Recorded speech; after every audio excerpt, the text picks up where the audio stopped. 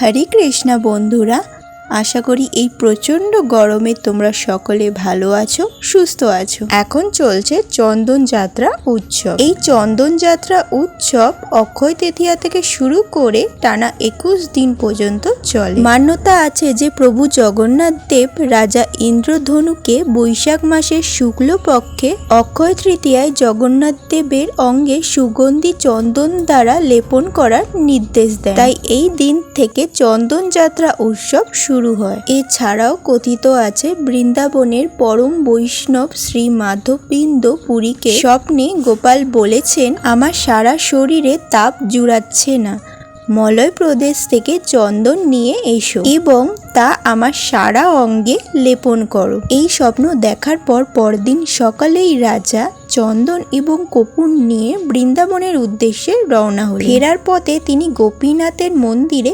বিশ্রাম করেন এবং স্বপ্নে তাকে গোপাল বলেন, আমি ইতিমধ্যে সমস্ত চন্দন এবং কর্পূর গ্রহণ করছি, এখনই এই চন্দন গোপীনাথের অঙ্গে লেপন করো। আমি এবং গোপীনাথ অভিন্ন, গোপীনাথের দেহে শীতল হলেই আমিও শীতল হব। পরদিন সকালেই সেই মন্দিরের পূজারীকে তিনি তার সমস্ত স্বপ্নের কথা খুলে বলেন এবং পূজারী অত্যন্ত খুশি হয়ে সেই চন্দন গোপীনাথের সারা অঙ্গে লেপন করেন। চন্দন শীতলতা প্রদান করে ও কর্পূরও ভীষণ ঠান্ডা। তাই সেই থেকে বৈশাখ মাসের এই প্রচণ্ড গরমে ভগবানকে চন্দন দ্বারা লেপন করা হয়, আর তাকেই আমরা বলি চন্দন যাত্রা উৎসব। ভিডিওতে যদি কোনো ভুলচুক হয়ে যায় তাহলে অবশ্যই ক্ষমা করে দিও। রাধে রাধে।